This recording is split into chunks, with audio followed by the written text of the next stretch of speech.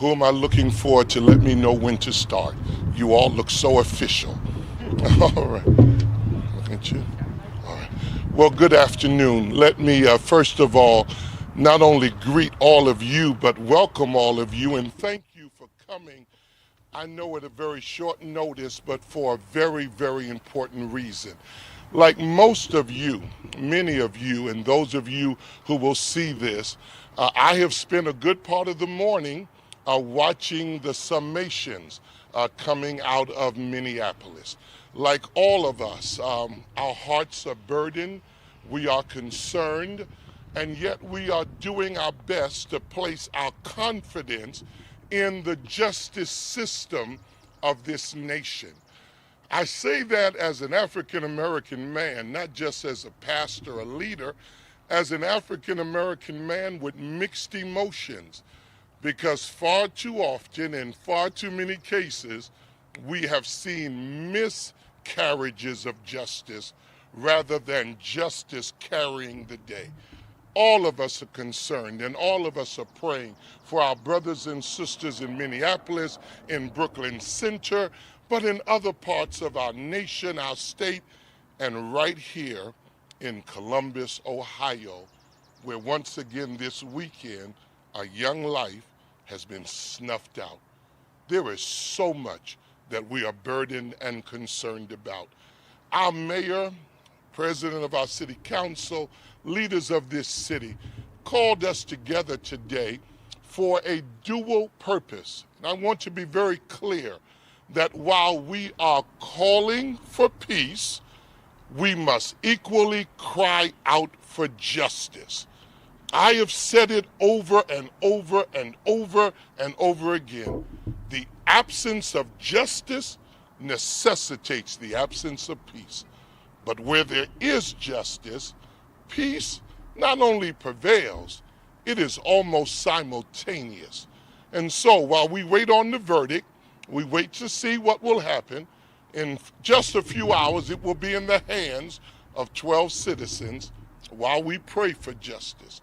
I want to, and all of us here want to implore our city and our citizenry to please, even if you protest, to do it peacefully and to do it knowing that all of us are fighting for justice and we are demanding justice, because in the words of the prophet Amos, justice must roll down like water and then righteousness can flow like a mighty stream. You cannot have one without the other. And so we come today to help lead this city, not in abstaining from protest, but to say there is a method and there is a way that is productive and fruitful and positive and that can help us move the needle towards a more equitable culture and city. It's my prayer for that today. I believe it's your prayer. Whatever faith, or if you have no faith, it's your hope, it's your aspiration, it's your desire. And I join with you in that. It's my joy now to welcome the mayor of our city. Would you welcome Mayor Andrew J. Ginther?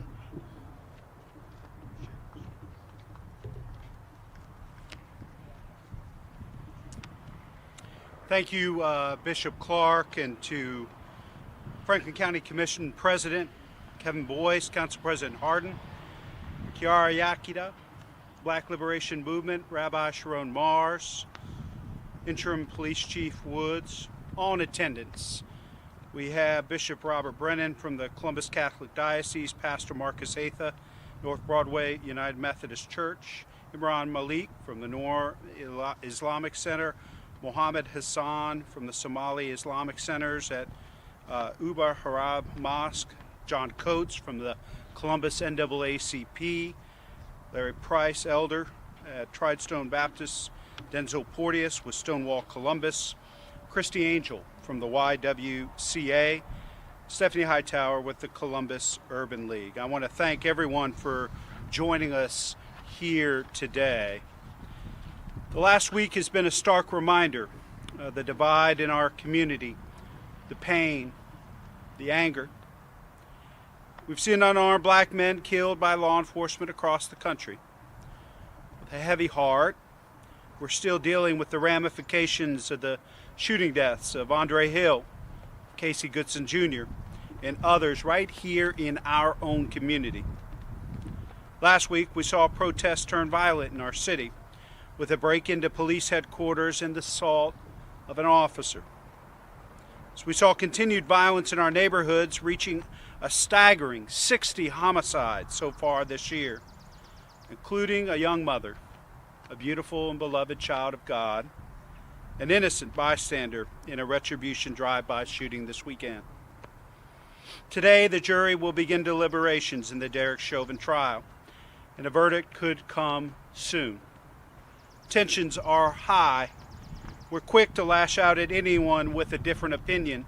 We're prone to label those who are not just like us as different, as other, as our enemy.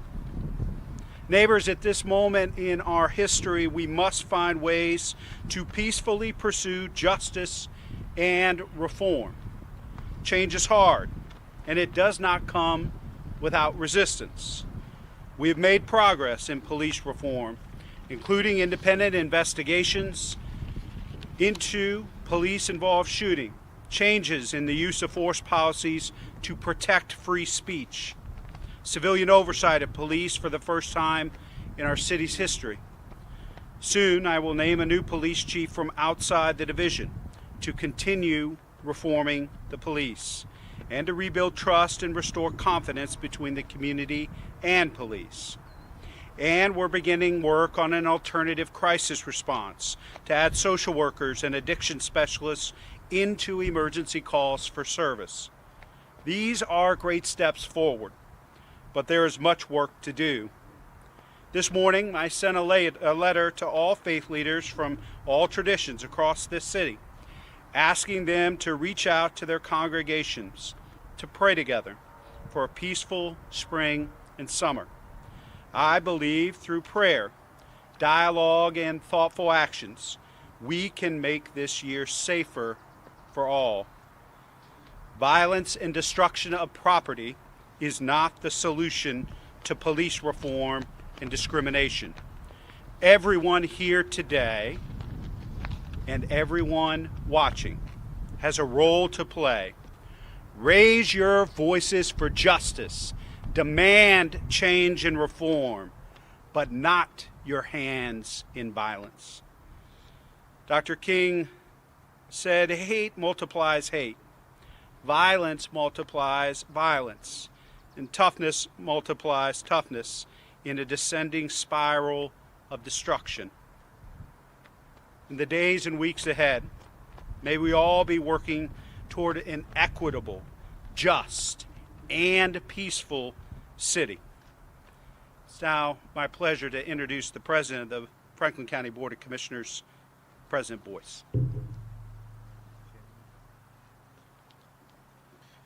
Good afternoon, everyone. My name is Kevin Boyce, and I'm President of the Franklin County Board of Commissioners. On behalf of my colleagues, myself, John O'Grady and Marilyn Brown, we stand here in unity with our community leaders, asking for Central Ohioans to join us in this journey and walk towards a better America, a better Ohio, a better Franklin County, and a better city of Columbus.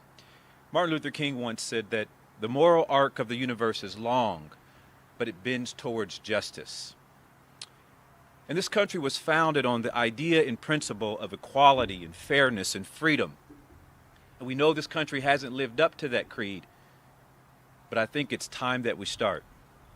All across America today, there are cities and counties and states who are awaiting the verdict of this trial, wondering what's next. Well, I can tell you what's next here in Central Ohio. We're going to continue to address our own challenges, continue to build a foundation for a better future, and to strengthen not just our legal system, our judicial system, but our law enforcement community. Because together, Central Ohio can be one of the best places in America to live, work, and raise a family. And so we call on our fellow Central Ohioans to stand with us in unity, no matter what the outcome is, Let's commit to work together. Let's commit to build a new chapter together. Let's commit to make Central Ohio better tomorrow together. And that's why we're here today. Because the foundation has been laid for progress. And now the challenge is up on all of us to build it and take advantage of it. And so no matter where you are in this great community, no matter if you represent a church, you represent a business, or you represent your own household and community, ask yourself this: how can you make Central Ohio, a better place tomorrow than it is today? We've heard from you. We've listened to you. We've taken some of those suggestions and began to change our own environment. I know at the county, we're having discussions right now as we speak about the purchase of body cameras, and we see the value of having them. But we've got a long way to go. And so no matter what the outcome today, we ask you to stand with us in that journey for a better Central Ohio. And we call and ask that you can protest, but protest peacefully. You can march, but march peacefully. You can communicate, but communicate peacefully. Because that will be the conduit to our change and our better and stronger Central Ohio. It's my pleasure to introduce Franklin County's partner in all of this, the City of Columbus and the Mayor, President Shannon Hardin of Columbus City Council. Thank you. Thank you, sir. Thank you to President Boyce, to our Bishop Clark, and certainly to the Mayor for bringing us together as one Columbus, as one community. It is spring in Columbus. Our families just celebrated the Easter holiday and Passover holiday and the Baisakhi and the Sikh faith holiday. Even in the aftermath of sorrow brought about by the horrible murders in Indianapolis, families are still coming together. Yesterday, I had the honor of joining Dr. Jindal and families at the Sikh temple, their place of worship up north. And I'm so glad I went and was able to enjoy their fellowship, even in a time of sadness, the compounded sadness of recent losses. They held to their traditions and their faith and joined hands and welcomed me as family. We are here today in that shadow, a city of faith and family that is being rocked by violence and injustice, and too many mothers mourning a child lost to violence. It is hard. The anxiety is real. I hear it in almost every conversation that I have. The explosive violence in Indianapolis last week added to the compounding sadness of yet another Black American shot to death by a police officer unjustly. That happened in the same city where our generation's storm of sadness began last year, and where the trial of Officer Chauvin is coming to a close. George Floyd's death started a new era for us, and we are not going backward. But do we have the courage to move forward? In Columbus, we are trying, and we're getting results. The mayor spoke about the Civilian Review Commission, the first in our city's history. It's about to be seated, thanks to our voters. Council's Reimagining Safety Initiative is putting millions of dollars into the work of churches and neighborhood groups to keep our young people busy this summer and to help guide them away from youth violence. We've passed packages of reforms on police officers and are working with the administration to continue to hold those who do wrong accountable. We also passed rules along with tools and training so our officers can render aid if needed as first responders on the scenes of shootings in memory of the tragic shooting of Andre Hill. But regardless of the Chauvin verdict, we must continue to do the work of reform, for it is our generation's calling. I also ask that all who can hear me add your voice to the many who are calling on the United States Senate to pass the George Floyd Police Reform Act. When I say I crave the peace of churches and temples right now, I do not exaggerate, because my soul is not at peace. And that makes it all the harder to say the things that still need to be said. We must continue to strive. We must continue to march. We must not give in to our anger, but channel it to a better tomorrow. Even as we are ripped in the storm of injustice, we see so many washed over in waves of anger. We must keep reaching out for hands of others around us and help carry the next generation to the promises of tomorrow. Today, I pray that all residents, even those divided and losing faith to anger, please march in peace, because the days ahead are going to be stormy. And if we cannot find our hope and our faith again, a hand of allies among our brothers and sisters, the dreams of reforms, equity, and justice will just continue to slip farther and farther away. And we need to reach deep within ourselves and carry our burden and ourselves to a higher level, to win in our fight against racism that is deeply rooted across America. Faith matters, and our faith is being challenged right now. But I look at my nephew Christian. He's 7-year-old, and he's going to grow up a chocolate boy in this city. It is my job. It is our job. Heck, it's your job too, to make sure that this city sees Christian as an asset and not a liability, somebody that all of our best dreams and hopes are built on, not someone to fear. We won't get there for my nephew and yours either if we don't do so peacefully and we don't do so together. It is my honor now to bring up Kiara Yakita to bring remarks. Thank you.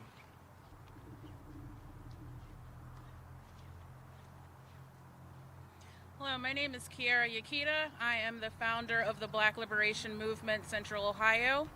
I come to you today as a Black woman, an African American, a melanated queen, and an angry Black woman. As you all saw Saturday, my organization, along with other organizations, led peaceful demonstration near the State House. We had no interest and no intention to have any sort of violence, destruction, or chaos. And so we carried out that demonstration peacefully, productively, without any incident, because that is how we seek change. That is how we demand justice. And so we are tired of the violence. People always want to talk about this violence that they believe that Black Lives Matter protesters will carry out. They always want to talk about, we're rioters and looters, despite the fact that over 90% of our protests have been 100% peaceful. So yes, if the trial comes back and there is no justice for George Floyd, we may well demonstrate peacefully. And on the cue of nonviolence, we also challenge the city and our leaders to honor that theme of nonviolence. Violence is more than destruction and chaos and buildings and burning things and flipping cars and destroying property, much like the OSU students did at their Chit Fest. Violence is also silence. Violence is complacency. Violence is inaction. Violence is publicity stunts. Violence is empty speeches. Violence is promises that go unfulfilled. So I challenge you, the city of Columbus, to do something other than just sit on social media and complain about these murders. We take to the streets because we want peace. We are tired of the murder of unarmed, non-threatening Black men and women and children in these streets. They are killing people who look like me for no reason at all. And that is why we demonstrate. That is why we demand justice. Because at any point in time, it could be any of us. It could be any of these Black people behind me. It could very well be me. So that is why we peacefully demonstrate. That is why we refuse to give up. So we spare us the lectures about nonviolence, because nonviolence is the only way that we will operate. And I guarantee you, when there is a protest and my hands are in organizing, there will be no violence. But my challenge to you is to start questioning the violence of these officers that keep murdering my people in the streets and using excuses such as, I thought my taser was a gun. I thought that bag of Skittles was a gun. She was sleeping. We thought they were going to kill us, so we shot them up. We are tired of the baseless, silly excuses. So that is why we continue to demonstrate. That is why we continue to demand justice. This is a multi-generational, heterogeneous fight. This struggle began the moment our ancestors were stolen from Africa and distributed across the world like property and currency. And this fight is going to continue when we all are gone. Because racism is as American as apple pie, baseball, and hot dogs. But as long as that is the premise, and as long as that is the premise and the theme in this country, people like myself, people like Black Liberation Movement, people like People's Justice Project, people like Standing Up for Racial Justice, Columbus, Ohio, we are going to continue to stand up for justice. And we are going to continue to occupy your streets until you hear us and you take action and you do something other than make your promises, take your photo ops, and go into the inner city and have games of basketball with these kids.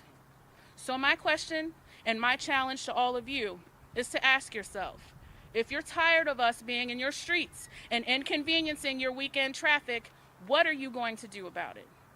All power to the people. It is now my pleasure to introduce Rabbi Sharon Mars. Thank you.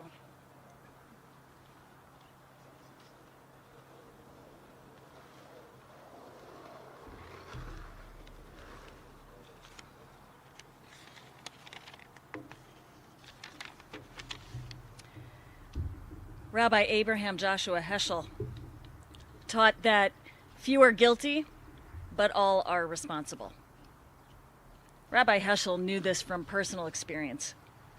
As a Holocaust survivor and refugee, he knew firsthand that after closing arguments are heard and verdicts are delivered, few people at the end of the day may be proven guilty of the crimes that affect so very many. Although a justice system may set up the scaffolding for fairness and justice to prevail, we know that guilt is not always rendered in the way that each of us might call either fair or just. Few are guilty, but all are responsible.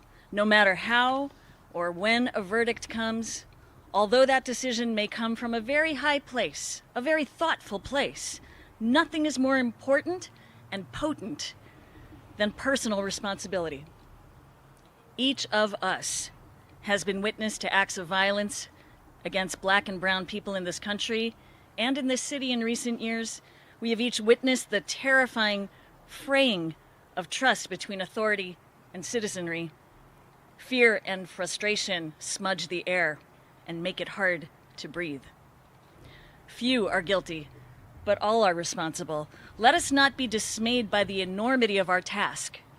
As responsible people, for each of us has been charged as citizens to show up for one another. Each of us has been charged to be emissaries of patient and painstaking, methodical peace building. Each of us has been charged with showing up, ready to listen deeply and hear discerningly. Each of us has been charged to be the supportive siblings who educate one another and tell our stories meaningfully to one another, so that our humanity is never lost in the fog of violence or legal proceedings. Few of us are guilty, but all of us are responsible. We declare with our presence today and going forward that each of us is charged with the capacity to heal, despite the wounds that have been inflicted on our beloved community here in Columbus and beyond. We each have the human ability to acknowledge the divine spark of God that resides in every single one of us, regardless of color, religion, Each of us has the human responsibility, that mark of the divine, and so we must take responsibility, doing our part to fight for justice and equality whenever we see it being neglected, abused, or redefined. I am so grateful for your presence here today.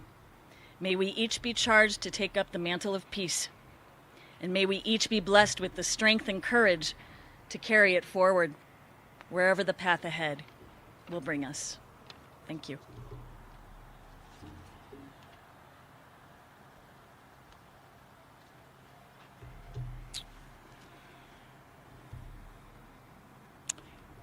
Thank you, Rabbi Mars.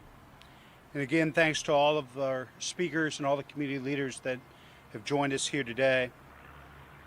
We may all be of different faith traditions, different points of view, different experiences.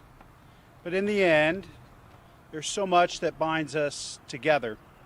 I'm confident that we can all stand together and work for justice, demand justice, but remain peaceful today and every day.